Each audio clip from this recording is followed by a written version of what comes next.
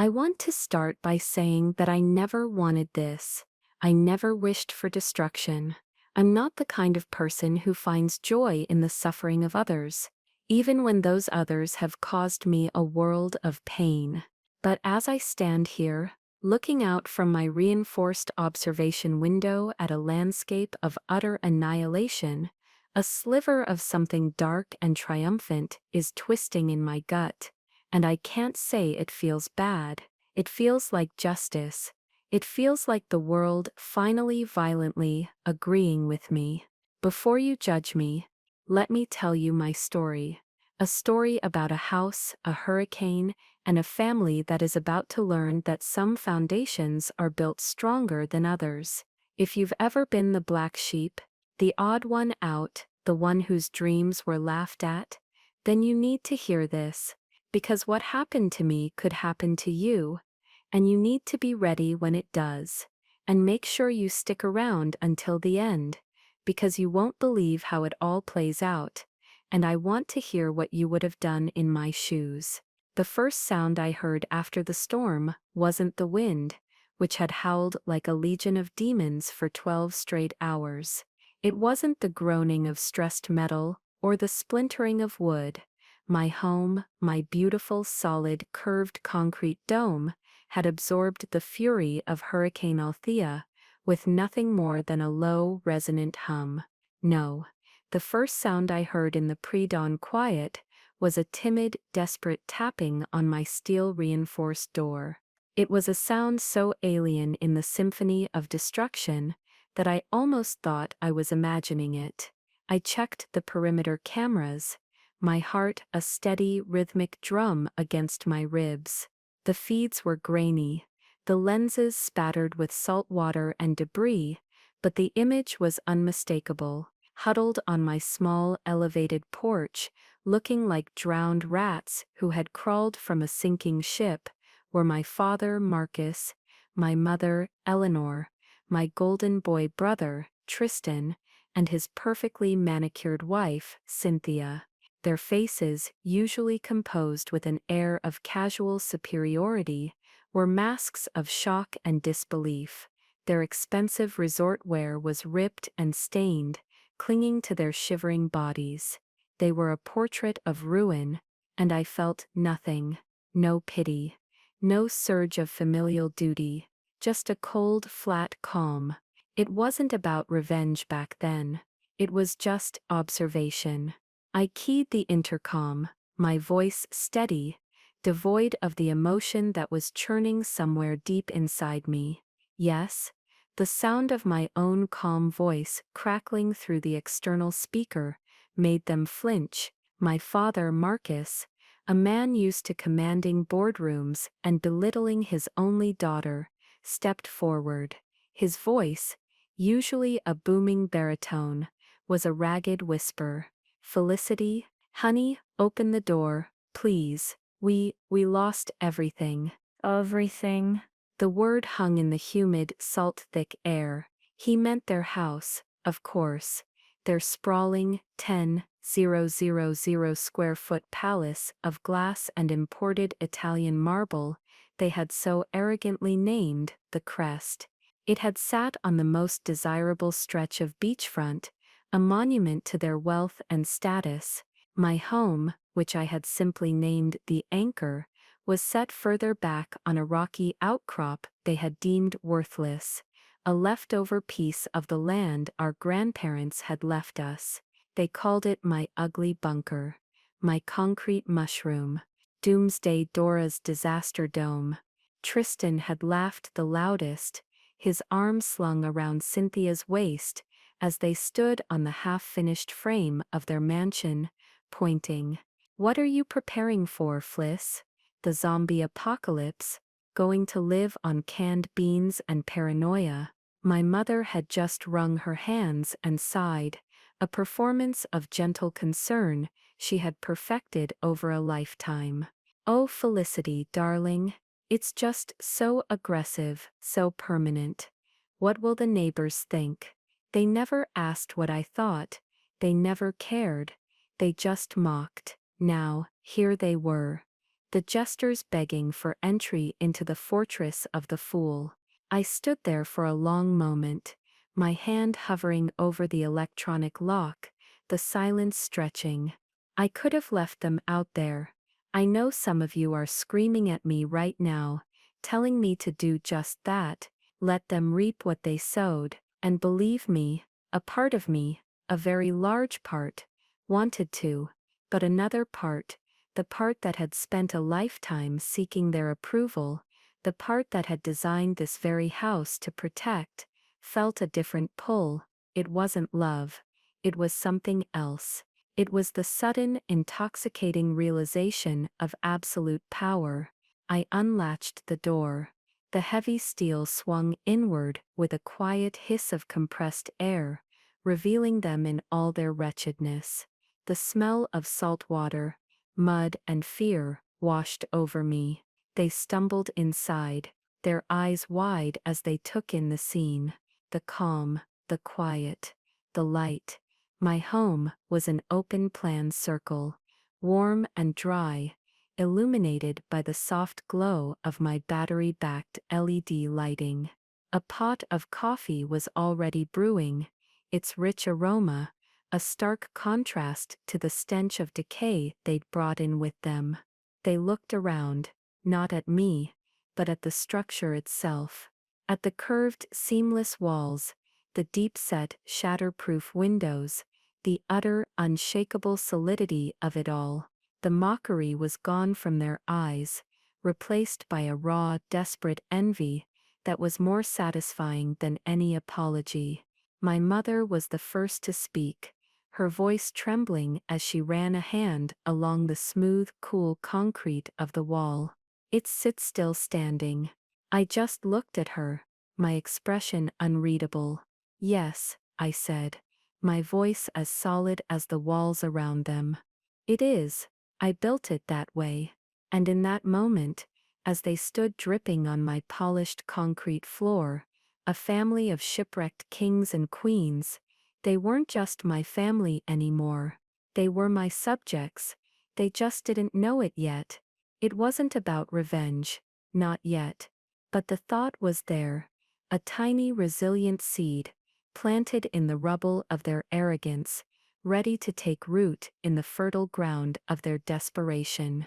They were about to learn that the crazy prepper they ridiculed was now the only thing standing between them and the elements, and rent was going to be a whole lot more than they could afford. The first 24 hours were a blur of adrenaline and logistics. I handed them towels, dry clothes, simple, functional sweats and t-shirts I kept in storage, a stark departure from their designer labels, and hot mugs of coffee. They drank it like shipwreck survivors, their hands shaking so violently that brown liquid sloshed onto the floor. I didn't say anything, just wiped it up. I was in command mode, my mind focused on immediate needs, assessing their physical condition, securing the perimeter, taking inventory of my supplies. The part of me that was a daughter and a sister was buried deep, deep down, insulated by layers of concrete and years of resentment. My friend Maya was with me, thank God. She had lost her own small, conventional cottage on the bay, and had arrived a few hours before my family, carrying nothing but her cat and a deep-seated gratitude. She'd looked at me, her eyes filled with a mixture of awe and relief, and just said, "You did it, Fliss. You magnificent, crazy genius. You actually did it." Her presence was a lifeline,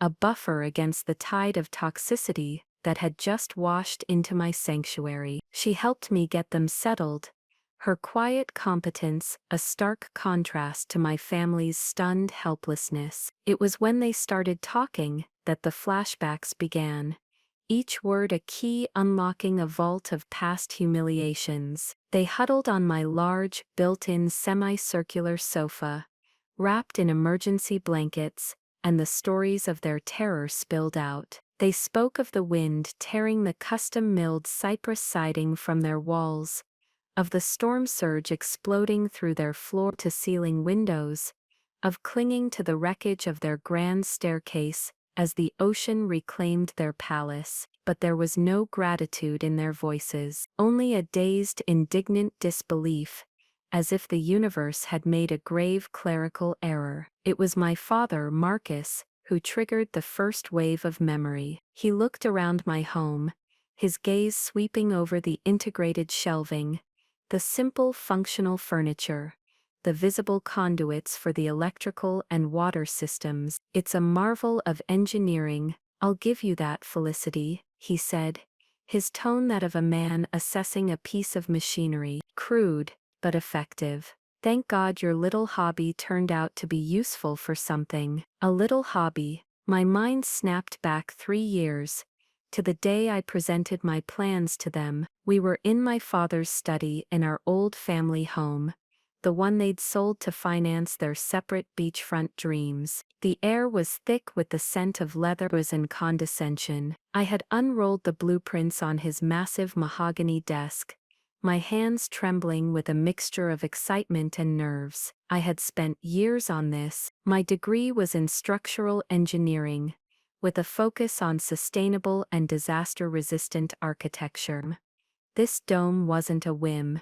It was the culmination of my life's work. "It's a monolithic dome," I explained, my voice full of passion. "Geodesic design, built with a reinforced concrete shell over an inflatable airform. It can withstand winds over 300 miles per hour, and is virtually impervious to fire, earthquakes, and yes, hurricanes." My brother, Tristan, had been the first to laugh. It wasn't a chuckle. It was a loud, braying laugh that filled the entire room. He picked up one of the renderings, holding it at arm's length, as if it were a dirty diaper. "A bunker, Fliss? You want to live in a military bunker on the coast? What's next? A moat filled with sharks. It's hideous." Cynthia, ever the supportive sycophant, had giggled and leaned against him. "Oh, Tristan, be nice. Maybe she can paint a big happy face on it." My mother, Eleanor, had that pained look on her face, the one that meant she was about to say something devastatingly cruel, under the guise of maternal concern. "Darling," she'd sighed, placing a cool hand on my arm, "we just want you to be happy and normal. Think of the resale value. Think of how it will look next to our new home. People will talk. They'll think we've raised some kind of survivalist." The word hung in the air. Survivalist. She said it like it was a disease. I had looked to my father for support, for a flicker of understanding. He was the one who had always praised my intellect, my methodical nature. He just adjusted his glasses, peered down at my meticulous calculations, and shook his head. "The financials on this are absurd, Felicity. You're sinking your entire inheritance into an unproven niche concept. It's a poor investment. Tristan is building a legacy. You're building a fallout shelter." My inheritance. After our grandparents passed, the beachfront property was divided. As the golden son, Tristan was given the prime, sprawling parcel, perfect for a showpiece mansion. I was given the smaller, rockier plot set back from the ocean, the piece everyone considered the booby prize. They saw it as a slight. I saw it as a blessing. The rocky outcrop provided a higher, more stable foundation. They saw less beach.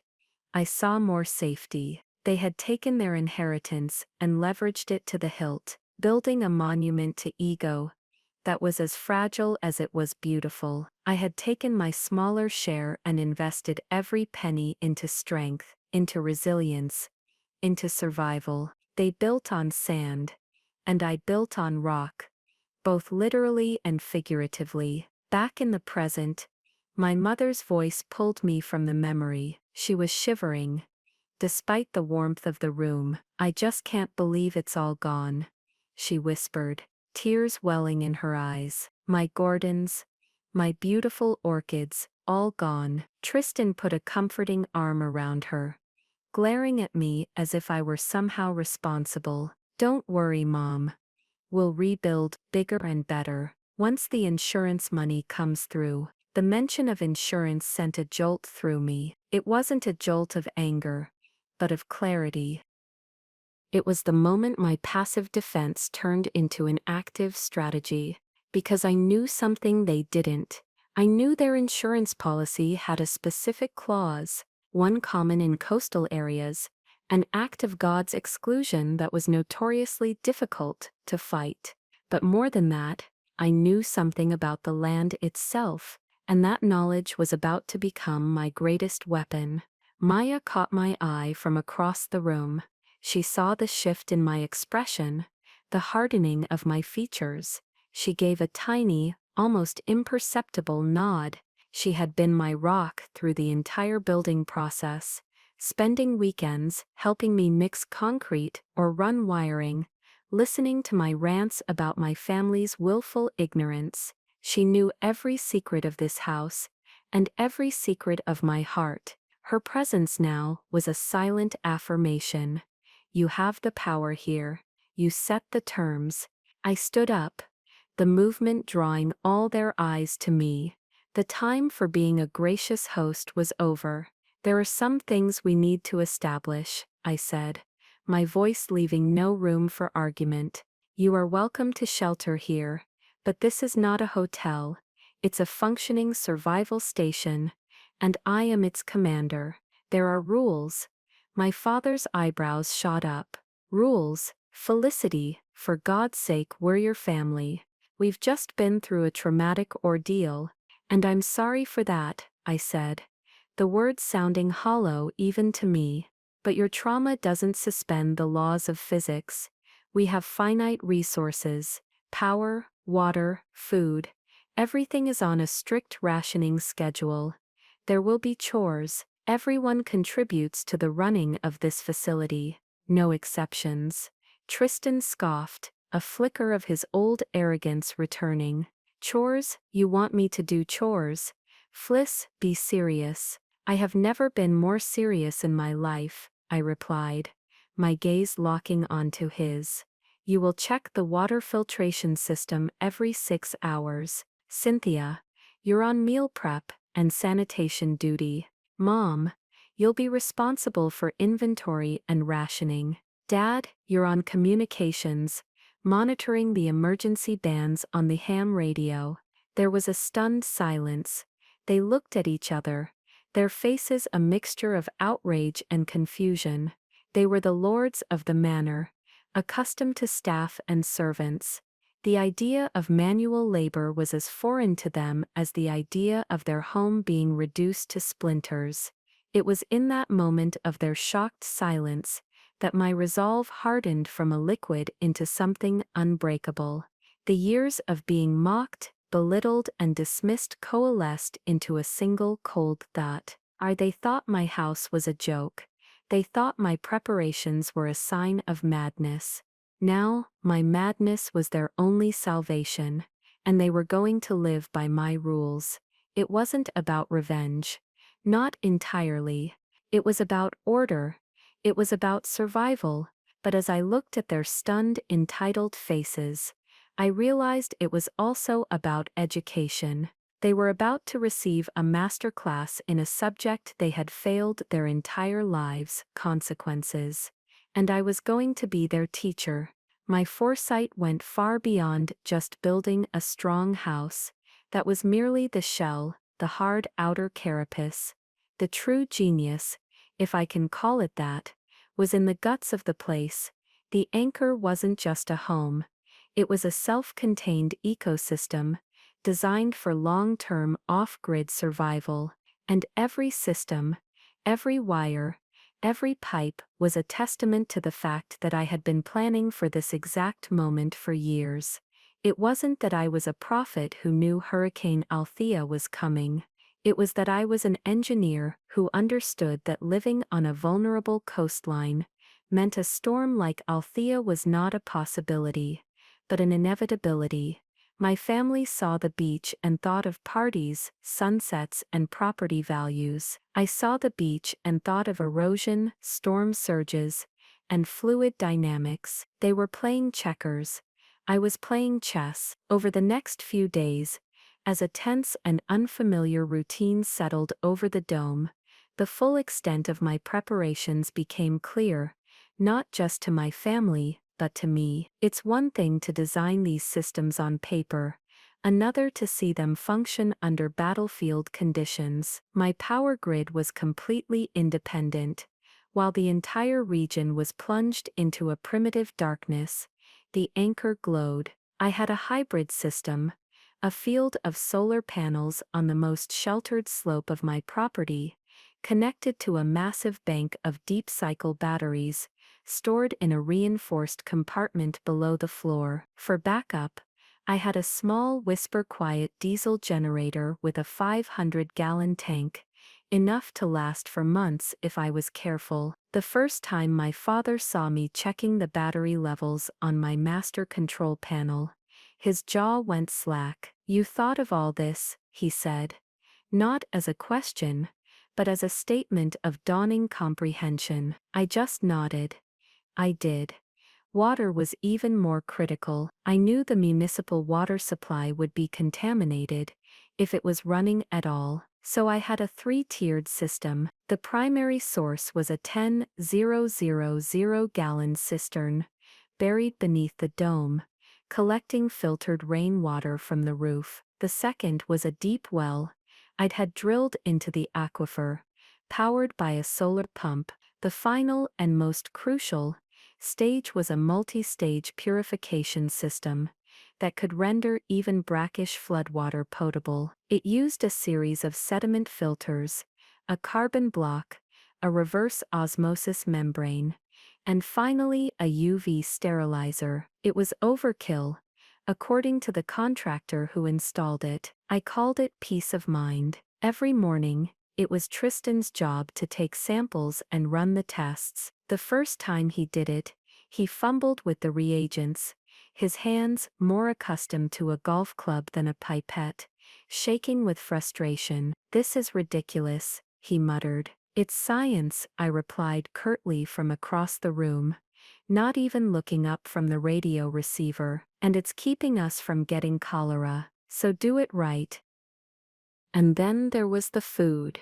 My mother, Eleanor, whose idea of stocking up was buying an extra bottle of Chardonnay, was given the task of inventorying the pantry. When I opened the door to the climate-controlled storage room, she gasped. It wasn't a collection of canned beans and memories, though I had those for emergencies.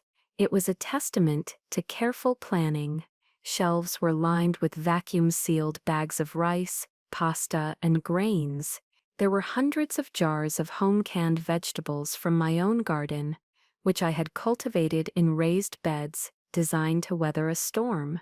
There were cases of nutrient-dense protein bars, powdered milk, and coffee. In a large freezer, powered by the solar array, were carefully butchered and sealed portions of fish I'd caught myself, and vegetables I'd flash frozen. Eleanor just stood there, speechless, running her fingers over the neatly labeled jars. You planned for this," she whispered. "For this exact thing." "I planned for a Tuesday," I said, my voice flat. "This house is designed to be self-sufficient for 6 months without any outside contact. Whether the disaster is a hurricane, a power grid failure, or a global pandemic, the preparations are the same. It's not about predicting the crisis. It's about being insulated from it." But the secret plan wasn't just about my own survival, it was about leverage. Before I ever broke ground on the anchor, I had spent a significant portion of my funds, money my father had called wasted, on a comprehensive geological and environmental survey of the entire peninsula, not just my little plot. I hired the best firm in the state. They used ground-penetrating radar, took core samples, and built sophisticated hydrological models. Their final report was over 200 pages long, a dense, technical document that I had read a dozen times. It was my secret weapon. It sat on a dedicated solid-state drive in my fireproof safe, a digital ghost of a warning unheeded. The report stated, in no uncertain terms, that the prime beachfront parcels, the land my father and Tristan had gleefully snapped up, sat on a dangerously unstable layer of alluvial sand and silt. It was highly susceptible to soil liquefaction during a significant seismic event, or more pertinently, a powerful storm surge. The report had explicitly recommended against conventional slab foundations in that zone, suggesting only deep-driven piles, or better yet, no construction at all, designating it a conservation area. I had tried to warn them. I remember the day I brought the report to my father, a bound copy in my hands. It was during one of their lavish summer parties at the Crest, just after it was completed. The air was filled with champagne and self-congratulation. I found him holding court by the infinity pool, laughing with some local developer. I tried to show him the soil composition charts, the storm surge inundation maps. He'd patted me on the head, a gesture he hadn't used since I was 10. "Felicity, look around," he'd said, sweeping his arm towards the glittering sea and the perfect house. "Does this look like a mistake to you? The best architects, the best builders, I think they know what they're doing. Stop worrying so much. You'll give yourself wrinkles." He hadn't even opened the report. He'd used it as a coaster for his drink. Tristan had been even more dismissive. "Is that your doomsday book, Fliss? Let me guess. It says we're all going to be swallowed by the sea. You're just jealous because your little hobbit hole doesn't have an ocean view." They hadn't just ignored my warning, they had ridiculed it. They had framed my concern as jealousy, my data as paranoia. And now that very report was my leverage. Their insurance claim would be predicated on the storm being an unforeseeable act of God. My report, time-stamped and professionally certified, proved that the catastrophic failure of their foundation was not only foreseeable, but predicted. It was the direct result of their own willful negligence. Their insurance claim would be denied. Their application for federal disaster relief would be complicated, to say the least. They were not just homeless, they were potentially penniless, with a massive unpayable mortgage,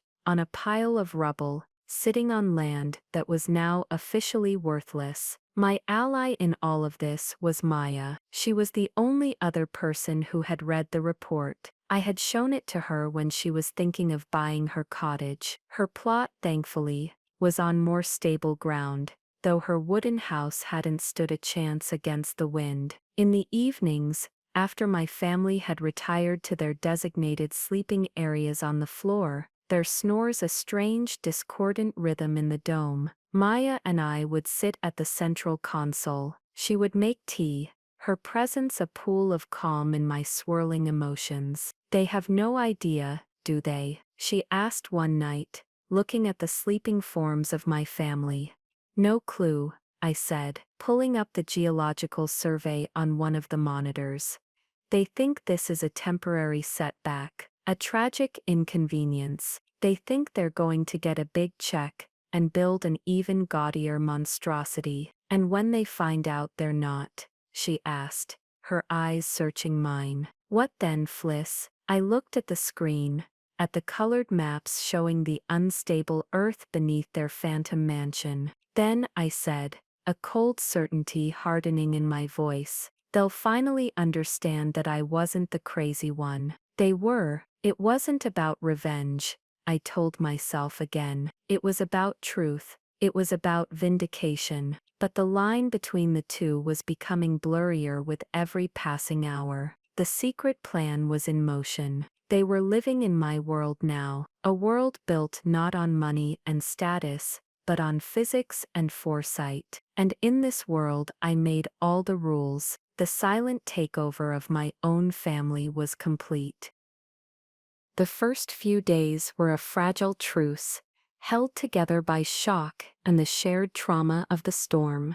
But as the initial adrenaline wore off, the true nature of my family began to resurface, like toxic sludge bubbling up through the receding floodwaters. Their gratitude, if it ever existed, was a shallow veneer that cracked and peeled away to reveal the same old entitlement and arrogance beneath. My silent takeover was about to be tested. The first challenge came from Tristan. It was day 4. His chore was to go outside and clear debris from the solar panels, a physically demanding but essential task. I watched him on the security monitor as he half-heartedly tossed a few broken branches aside before giving up, slumping against the base of the array and pulling out his phone. Of course there was no signal. He stared at the dead screen with a look of pure disgust, as if the phone had personally offended him. He came back inside, brushing his hands together. "Done," he announced, heading for the coffee pot. Maya, who had been meticulously cataloging our medical supplies, looked up. "You were out there for 7 minutes, Tristan." The output on the battery monitor barely budged. Tristan shot her a look of utter disdain. "And who are you?" "The foreman." "She's my second in command," I said, my voice cutting through the tension.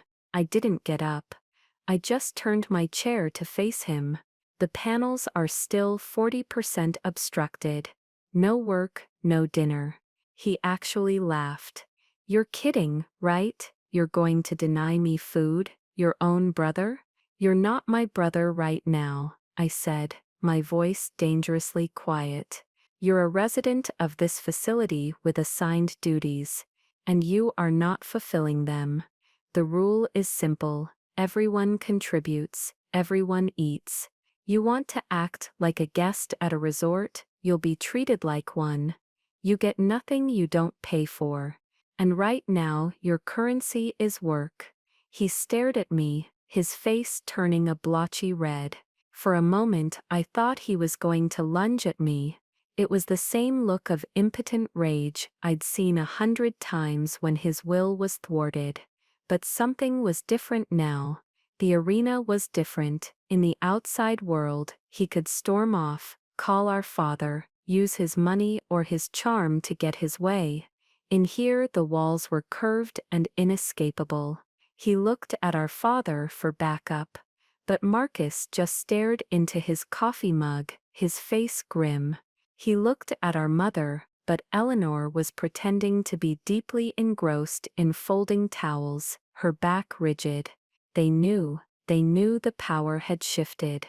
Defeated, Tristan grabbed the work gloves from the hook by the door and stormed outside, slamming it behind him. The sound echoed in the dome. It was the first crack in their armor. The panic began to set in on day 5, when the emergency broadcasts started painting a clearer picture of the devastation. The causeway to the mainland was gone. It would be weeks, maybe months, before heavy equipment and significant aid could arrive. The FEMA camp they'd all been dreaming of was a chaotic, undersupplied quagmire. The world they had known, the world where their problems could be solved with a phone call and a credit card, had been washed away. Their panic manifested in different ways. My mother became weepy and listless, prone to long, dramatic sighs. Cynthia, Tristan's wife, attempted a campaign of cloying sweetness, suddenly calling me sis and offering to braid my hair, a transparent attempt to curry favor that was frankly insulting. But it was my father's panic that was the most revealing. He found me late one night as I was calibrating the radio. "Felicity," he began, his voice low and conspiratorial. "I've been thinking, when this is over, and we get the insurance settlement for the crest, we should think about investing in this technology of yours." I turned to look at him, my face a blank mask. "This technology, yes," he said, warming to his theme, the old boardroom swagger returning. "We could patent the design. I have connections. We could franchise it, the anchor home. We'd make a fortune. The two of us, a father-daughter enterprise." I just stared at him. He wasn't seeing a home. He wasn't seeing the thing that had saved his life. He was seeing a product, a business opportunity. He was already trying to figure out how to monetize my victory, how to co-opt my creation and slap his own brand on it. It was the most purely Marcus's thing he could have possibly done. "There's nothing to patent, Dad," I said, my voice cold. "The principles of monolithic dome construction are well established. I didn't invent it, I just had the good sense to use it." "Nonsense," he blustered, waving a dismissive hand. "It's all in the marketing. We rebuild the crest, but this time, we do it your way, only more luxurious. We make it the flagship, a storm-proof mansion. People will pay a premium for that kind of security." It was breathtaking, the sheer, unadulterated audacity of it. He was standing in the ruins of his own hubris, a guest in my sanctuary, and he was already planning on how to steal my idea and sell it back to the world. It was in that moment I knew I could never go back. There was no family to salvage, not really. There was just them, and there was me. The silent takeover wasn't just about controlling the resources within the dome. It was about severing, once and for all, the emotional and psychological power they held over me. I turned back to the radio, dismissing him. "I'm not interested," I said, placing the headphones over my ears. "Now if you'll excuse me, I need to listen for the weather report." The unspoken message was clear: your world is over. This is my world now, and you are not a partner in it. You are a refugee. The next morning, I laid out the new work schedule. Day. I doubled the watches. I added new tasks, reinforcing the perimeter fence, digging new drainage channels, salvaging usable materials from the debris field nearby. Their complaints were weaker this time, more resigned. The reality of their situation was a cold, slow-moving tide, and it was finally reaching their necks. They were trapped, not by the storm, but by their own lack of foresight, and their warden was the one person they had never, ever taken seriously. The panic was a tangible thing in the air now, thick and suffocating. It was the smell of their powerlessness, and for the first time in my life, I could breathe easy. The breaking point came on day 7. A week of living under my roof, by my rules, eating my food. For them, it must have felt like a lifetime. For me, it was a revelation. I discovered a capacity for command I never knew I possessed. The quiet, overlooked daughter had been replaced by a calm, implacable director of operations. They hated it, and their desperation was leading them to make mistakes. The attempted coup was orchestrated by Tristan. Of course, it was a pathetic, clumsy affair, but it was the final, definitive severing of the old family ties. He cornered me while I was inspecting the water pump. He had Cynthia and my father with him, a sad little delegation of the deposed. My mother was conspicuously absent, likely wringing her hands somewhere. "Fliss, we need to talk," Tristan said, trying to sound reasonable. "This has gone on long enough." "I agree," I said, not looking at him. My attention focused on a pressure gauge. "This," he said, gesturing vaguely at the dome around them. "This prison, your little dictatorship. We're a family, not your personal labor camp. My labor camp is the only reason you're not sleeping in a ditch or fighting over a bottle of dirty water at the FEMA shelter," I replied, finally meeting his gaze.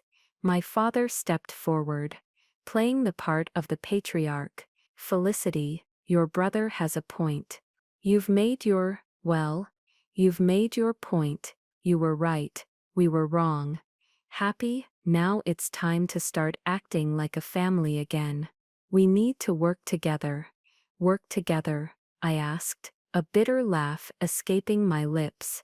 "Is that what you call it? You want to work together now that my work is the only thing of value left? Where was all this working together? When I was mixing concrete in the rain, while you were picking out granite countertops. That's not fair. Cynthia chimed in, her voice dripping with false sincerity. We didn't understand. But we do now. We're so grateful, Felicity. But we can't live like this. We're not built for it. It was then that Tristan played his hand.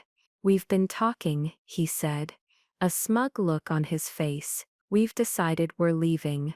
I felt a jolt, not of fear, but of exhilaration. This was it. The moment of truth. Leaving? I asked, keeping my voice neutral. And where exactly do you plan to go?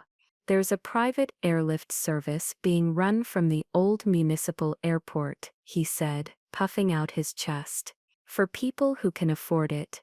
Dad made contact with a guy he knows. They're evacuating people to Miami. It was a bluff, and a clumsy one. I had been monitoring the radio bands for a week. The airport was flooded. Its runway cracked and unusable. There were no private airlifts. There was nothing. He was trying to call my bluff, to reassert control, to make me panic at the thought of being left alone. He thought I still needed them. He thought my deepest fear was their abandonment. That was the hilarious, tragic irony of it all. Their abandonment was my life's goal. Okay, I said. The single word hit them like a physical blow. They all stared at me, their united front crumbling. What? Tristan stammered. Okay, I repeated, turning back to the pump. You're free to go. In fact, I insist. This was the ultimate test of my resolve. A moment of debatable logic that I knew Maya would question later. Was I really going to let them walk out into that devastated landscape? The vengeful part of me screamed yes. The pragmatic part of me, the part that didn't want their potential deaths on my conscience, hesitated. But the strategic part, the part that was now fully in control, saw the opportunity. They had to learn the lesson for themselves. They had to choose to walk out of paradise and into the wasteland. I'll pack you a go bag, I said. My voice all business. 2 days' worth of water and rations for each of you. A first aid kit. A flashlight. That's all I can spare. The panic in their eyes was exquisite. This wasn't how it was supposed to go. I was supposed to beg them to stay. I was supposed to break down, promise them anything, and return to my role as the compliant, eager-to-please daughter.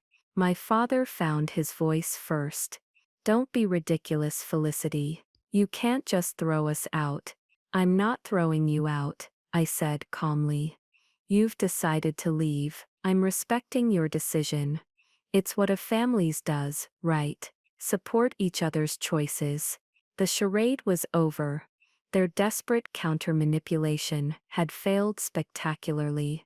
They were left with 2 choices. Stay here and submit to my authority. Or leave and face the reality of the world they had helped create. An hour later, they were standing at the door, 4 pathetic figures, clutching the small survival packs I'd given them. My mother was openly weeping now. Felicity, please don't make us do this. I'm not making you do anything. Mom, I said, my heart a cold hard stone in my chest. This was your choice. Your plan. Tristan gave me one last look of pure, unadulterated hatred. You'll regret this, he spat. I just smiled. A thin, cold smile that didn't reach my eyes. I doubt it. I opened the door. The humid, foul-smelling air of the ruined world rushed in. For a moment, they hesitated on the threshold, looking back at the light, the warmth, the safety. Then, led by Tristan's stubborn pride, they stepped out. The family exodus was complete. I closed the heavy steel door behind them, the hiss of the pneumatic seal sounding like a final, satisfying sigh. I turned to find Maya standing there, her arms crossed, a worried frown on her face. "Are you sure about this, Fliss?" she asked quietly. I walked over to the main monitor and switched the view to the exterior camera that covered the path leading away from the dome. We watched their four small figures trudge away through the mud and debris, already looking small and lost. "It wasn't about revenge," I said, more to myself than to her. But now it might be. They had to understand. They had to feel, in their bones, what it was like to have nothing but their own bad decisions to lean on. They had to learn, once and for all, that my bunker wasn't the prison, the world was. My home was the only freedom left. The silence in the dome after they left was profound. It was a clean, pure silence, not the tense, suffocating quiet that had hung in the air while they were there. It was the sound of peace. Maya and I spent the next 2 days in a state of productive tranquility. We reorganized the pantry, double-checked the integrity of the dome's outer shell, and established a sustainable long-term routine. We talked for hours, really talked, for the first time, without the oppressive weight of my family's presence. We even laughed. It felt strange, almost forbidden, to feel so light in the midst of such widespread despair. But I felt free. I didn't watch the cameras obsessively, I refused to.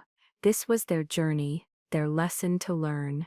I had given them the test. I couldn't stand over their shoulder while they took it, but the thought of them was a low hum in the back of my mind. What were they finding out there? Was Tristan's mythical airlift real? Had they found a better, more luxurious form of salvation? A small, treacherous part of me, the part that had been conditioned for a lifetime of self-doubt, worried that I would be the one left looking like a fool, alone in my fortress while they were sipping cocktails in Miami. They returned on the third day, just after dawn. I was woken by Maya's gentle hand on my shoulder. "Fliss," she said softly, "you need to see this." She didn't have to say what it was. I knew. I walked to the control panel and brought up the main exterior camera feed. And there they were.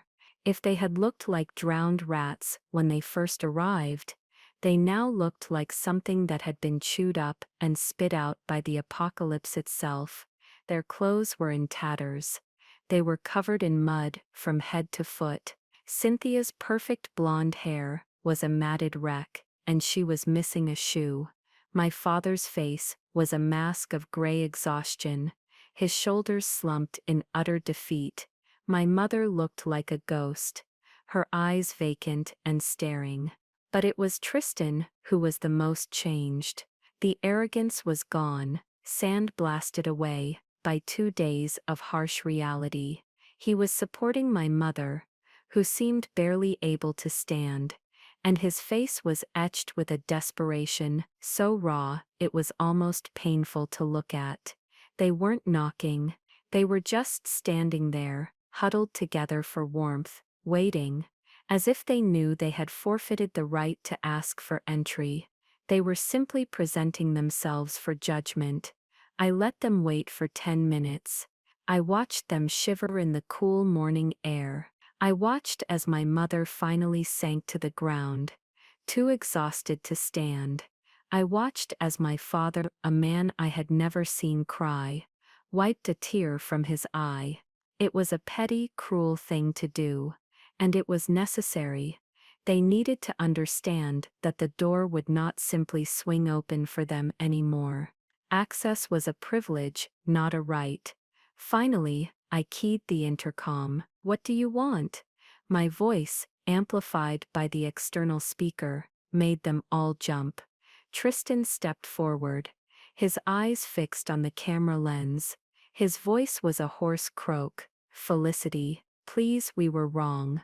It was the first time in my 32 years of life that I had ever heard those words from him. Wrong about what?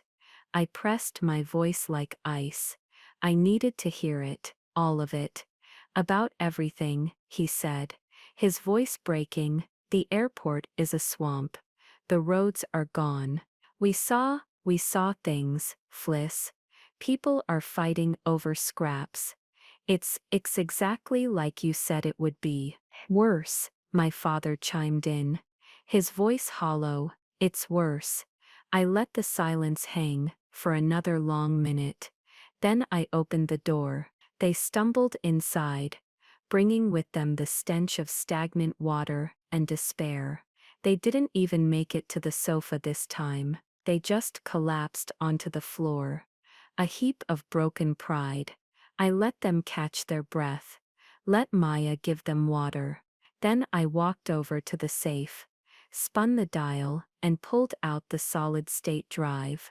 I plugged it into the main console and brought the geological survey report up on the big screen, the colorful maps and charts illuminating their tired, dirty faces. I want to show you something, I said. They all looked up at the screen, their expressions confused. I pointed to a section of the report, a detailed analysis of the soil composition under the beachfront properties, highlighted in a bright, angry red. This is your land, I said, my voice flat and devoid of emotion, or what's left of it.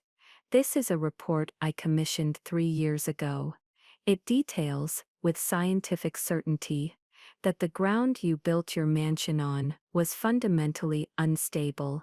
It predicted a catastrophic foundation failure in the event of a major storm surge. It recommended against building there at all. I let that sink in.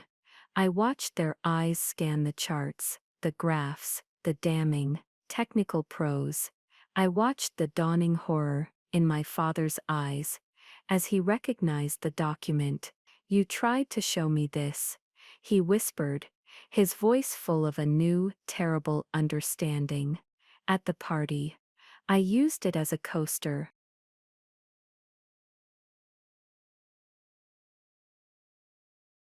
Yes, I said. You did. I looked at Tristan. You called it my doomsday book. You asked if I was jealous of your ocean view. Tristan couldn't meet my gaze. He just stared at the floor, his whole body trembling.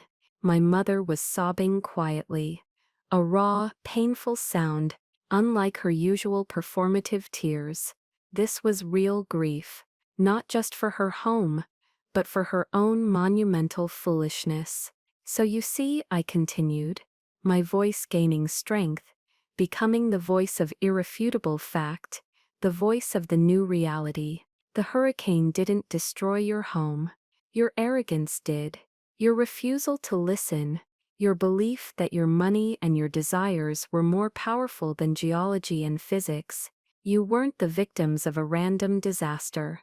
You were the architects of your own destruction. The confrontation was over. There was no shouting, no screaming, just the quiet, devastating weight of the truth. This was my vindication. It wasn't a hot, fiery explosion of revenge, but a cold, clean, surgical strike. I had held up a mirror to them, and they had finally been forced to see the reflection. You can stay, I said, turning off the monitor, plunging the room back into its soft, ambient light. But the rules are no longer just about chores and rations. The new rule is this. You will never ever question my judgment again. You will show this home, and me, the respect you should have shown from the beginning. You will work, you will contribute, and you will be grateful. This is not a negotiation. These are the terms of your survival. They all just nodded, their faces streaked with tears and mud. The power shift was complete, ratified not by my strength, but by their failure. They were broken. And in the silence of their surrender, I could finally begin to build something new. In the weeks and months that followed, a strange new world took shape, both inside and outside the dome. The anchor became exactly what its name implied, a point of stability in a sea of chaos. It became the unofficial command center for our small, shattered community. My ham radio was the only reliable link to the outside world.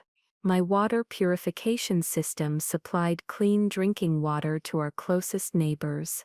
My foresight, once a source of ridicule, was now the foundation of our collective survival. My family, to my surprise, adapted. Or perhaps they had no choice but to. The humbling was total. My father, Marcus, the former captain of industry, became a meticulous radio operator. His deep voice, once used for barking orders, now a calm, reassuring presence on the emergency airwaves, coordinating supply drops and relaying messages for other survivors.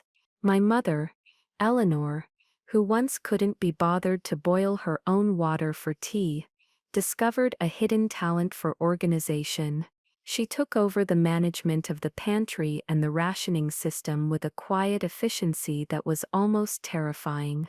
She treated our dwindling supplies with the reverence of a high priestess, her former obsession with material luxury transformed into an obsessive preservation of life's basic necessities. Cynthia, surprisingly, found her calling in triage, using the extensive first aid training she'd once taken for a yacht club certification to tend to the injuries of our neighbors. But the biggest transformation was in Tristan. The golden boy was gone. Stripped away by the storm, he became my workhorse. He dug latrines. He cleared debris. He repaired fences. He worked with a grim, silent determination, his soft hands becoming calloused, his designer clothes replaced by durable workwear. He rarely spoke to me, but when he did, it was with a deference I had never seen. Felicity, the southern perimeter fence is down again. Felicity, we're low on iodine tablets. He never called me Fliss again. One evening, about a month after the storm, I found him sitting alone on the porch, staring out at the mangled landscape, now silvered by moonlight. I brought him a cup of coffee and sat down beside him, the first time we had voluntarily shared a space without it being part of a task. We sat in silence for a long time.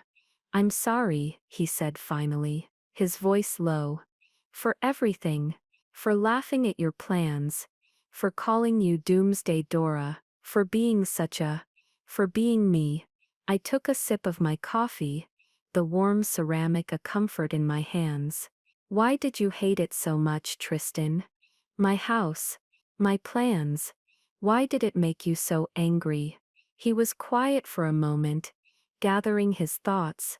"Because," he said, his voice raw with a confession he'd probably never even made to himself, "because you were building something real. Something that was yours. All I ever did was build on what Dad gave me. The money, the land, the connections. The crest wasn't my house. It was just a bigger, louder version of his house. I was playing a part, the successful son. But you were actually creating something, from scratch, from your own head, and I couldn't stand it. It made me feel like a fraud." It was the most honest thing he had ever said to me. In that moment, he wasn't my arrogant brother. He was just a man who had lost his way, and was finally painfully finding it in the ruins. It wasn't forgiveness. Not yet. The wounds were too deep for that. But it was a start. It was a foundation, perhaps, on which something new could be built. So, here I am now, the woman who built the ugly bunker, the crazy prepper, the family scapegoat. Now I'm the leader of this small, resilient tribe. My home is a beacon. My family, once my tormentors, are now my crew. It wasn't about revenge, I told myself at the beginning, and I believe that was true. I didn't wish for the hurricane, but when it came, and they showed up at my door, it became about something more than just survival. It became about truth. It became about proving that resilience is more valuable than riches, that foresight is more powerful than status, and that building your life on a solid foundation of your own truth is the only way to weather the storms that will inevitably come. They say living well is the best revenge. I don't know if that's true, but I do know this: surviving well, when everyone else thought you were a fool for even trying, is a satisfaction that no amount of money can buy. My family and I are different now. The old dynamics are shattered. A new respect, born of desperation and proven competence, has taken their place. It's a strange, quiet, and sometimes uncomfortable peace, but it's real, and it's a peace I built with my own two hands. And now I want to ask you, what would you have done? Would you have turned them away? Would you have let them in, but offered them no mercy? Or would you have done what I did? I struggle with it sometimes. In the quiet hours of the night, did I go too far? Was I too harsh? Or was it the only way to make them finally see? Let me know what you think in the comments below. I truly want to hear your perspective. And if you found this story compelling, if you've ever felt like the odd one out, please like this video and subscribe to the channel. Your support means the world to me, and it shows that stories like mine, stories of quiet strength and ultimate vindication, need to be heard. Thank you for listening.